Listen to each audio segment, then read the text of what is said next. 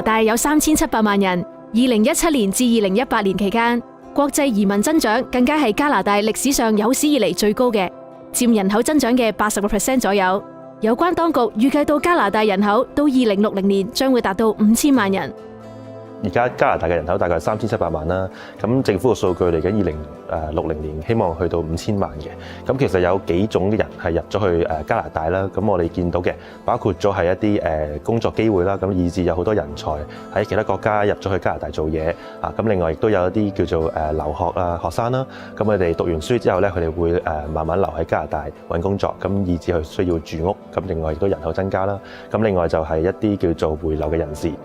香港例如30、40萬回流嘅加籍人士啦，咁我哋好多近呢幾年咧都諗住翻去喎，咁所以以至到人口有一個比較明顯嘅增長。隨住加拿大嘅人口增長，兩大熱門城市溫哥華同多倫多都喺度不停鋭變，變得人才匯聚。根據 OECD 2017年成人教育水平，加拿大56% 人口擁有大學畢業學位，呢個比例係全球第一。國際移民增長亦都令加拿大產業發展變得多元化。加拿大嘅財政狀況比起同期嘅 G7 國家仍然保持優勢，淨債務 net debt 同埋 GDP 比數低，比起其他國家嘅平均數值少近一半，可見加拿大嘅經濟狀況相對穩定。為咗不斷改善未來前景，加拿大有關當局喺2016年實施咗一個12年計劃 Calendar Plan，預計將投資超過1800億加元喺5個主要範疇嘅基建或者優化項目，包括公共交通、環保、社會、貿易及運輸、農村社區等。呢個計劃旨在支持城市智能設計，提高加拿大國內生產總值，增加高薪中產階級就業崗位，創造長期經濟增長，支持低碳綠色經濟，優化公共基礎設施，吸引更多海外投資等。加拿大近呢2年咧，由於美國嘅政策有改變啦，所以好多嘅大公司都將佢哋嘅 office 搬去加拿大。咁而加拿大尤其是多倫多地區咧，佢哋亦都好多發展。據我所知就有新嘅賭場啦，亦都有好多唔同嘅遊客嘅地區、商業嘅地區去新發展出嚟。喺多倫多 downtown 嘅湖區，咁亦都有一個由 Google 公司母公司去開發嘅一個好大嘅商住區域啦。所以我喺呢度睇到就係好多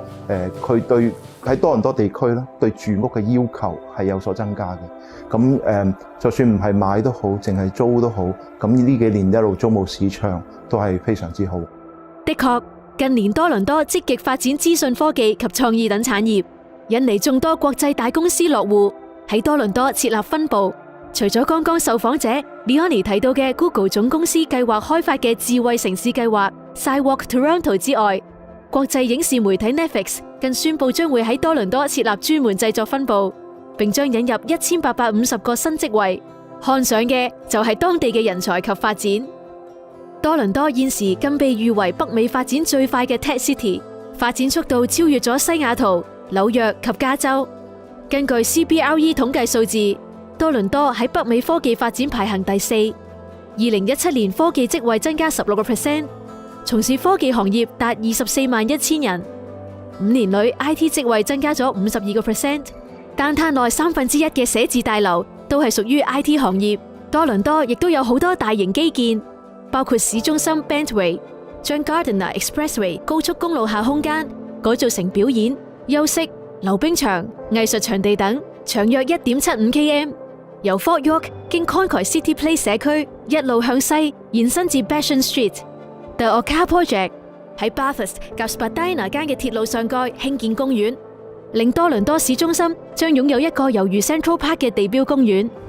溫哥華亦都有好多市內重建計劃，多個地區以及基建項目都準備或者已經開始翻新同埋重建，創造更多更現代嘅零售空間、辦公室同埋住宅大樓。呢啲重建同埋擴建都係為咗迎合不斷增長嘅人口需求。最方便市民嘅可以話係公共鐵路擴展計劃。第一個地鐵發展重點項目係 Surrey Langley SkyTrain， 佢將由 Surrey King George 站出發，沿住 Fraser Highway 前往203街，前往 Langley。第二個重點項目係將 VCC 站連接到 Arbutus Street， 地鐵會繼續擴展到 UBC 大學。到2040年嘅時候，溫哥華嘅整個交通網絡都會變得更完善，令市民可以輕鬆穿越各個地區。有唔少人喺考慮回流之前，都會首先喺加拿大置業，不論係當作投資用途、假期自住等等，最終目的都係因為回流。空置率嘅話，其實兩個城市啦，溫哥華同埋多倫多空置率都係大概1% 或樓下嘅。咁我哋相信啦，以我哋經驗啦，基本上一個單位，如果你係正常嘅一個市場上嘅價錢放翻出去咧，基本上大概2至3個禮拜度咧，一定可以做得出㗎啦。地產銷售經理 Ken 提及到，部分人都會視投資物業為一個穩定收入，以租金概括按揭、管理費等成本，為回流時購入更大單位自住做準備。咁我哋依家暫時就置業嗰度咧，就係一個比較細啲嘅地方啦，即係唔係一個 house， 係個 apartment 嚟嘅。咁原因就係等我哋放假嗰陣時可以多啲翻去，咁就係個地方，咁就隨時即係譬如 anytime 有啲長假都可以翻去，等啲小朋友適應啊，感受下多啲加拿大嘅環境啊，等佢熟悉多啲先咯。回流人士希望回到加拿大生活，都係為咗更舒適嘅生活環境，所以提早為自己將來嘅居所作打算。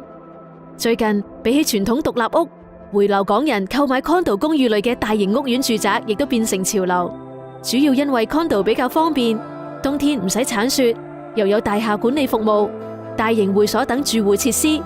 港人喺挑選自住物業嘅時候，都會考慮以下幾點。發展商佢用料好緊要啦，因為我哋又唔想話入到去之後，你表面上可能話好多嘢啊，即係好多櫃啊、家私啊、爐頭嗰啲都俾晒你，但係可能又好快就壞咯，即係變咗咧有一啲佢哋就會係即係會唔方便，佢住起上嚟嘅時候唔方便啦。咁同埋咧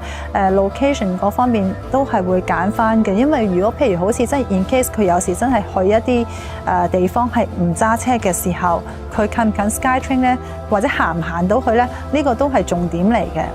同埋咧喺加拿大買樓咧，其實好安全嘅。咁因為我知道咧，佢哋係有個 trust 嘅。咁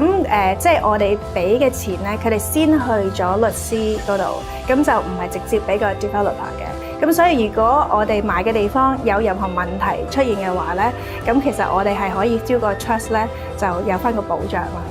當提到置業問題嘅時候，受訪者都會不約而同地建議有計劃回流加拿大人士，即使喺香港，都應該多花時間進行資料搜集。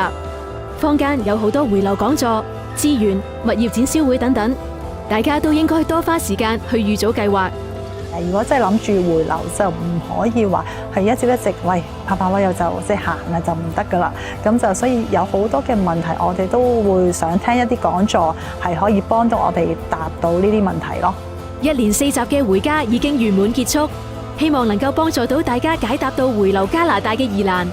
加拿大日報跟住落嚟都會繼續為大家帶嚟更多更有用嘅資訊，希望大家繼續支持加拿大日報啦。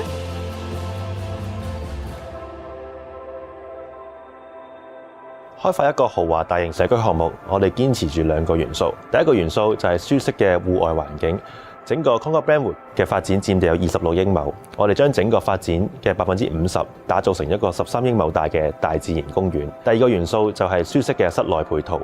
每一個單位都擁有300至600尺不等嘅巨型露台。我哋希望每一位 Concord Brentwood 嘅住戶都可以享受到最舒適嘅大自然環境。